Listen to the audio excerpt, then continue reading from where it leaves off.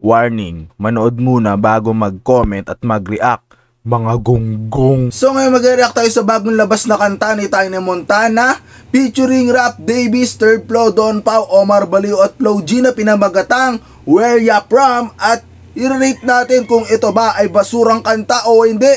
In 3, 2, 1, let's go!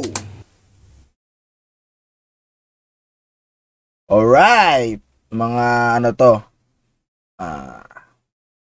sponsor. Section 5 Visuals. Section 8 pala. So, directed by Bombit Films. Ano to? Panty Drop Asleep.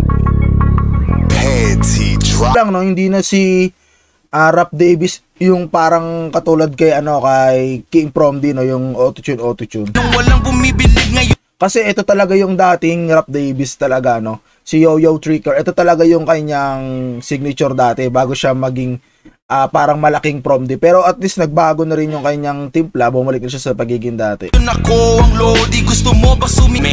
Raise your flag, homie. Lupit nito ni Tiny Montana, no? Where you from, homie? So yun mga butiki bali, tapos na nga at napanood nyo na at nakita nyo naman yung kanilang mga sari-sariling versikulo at kanilang mga sari-sariling signature. At ang hatol natin dito sa kanta na to, walang iba kung hindi 9 out of 10. Dahil narinig nyo naman ang kanilang mga pasabog at ang kanilang versikulo talagang siksik talaga ang kanilang mga versikulo dito.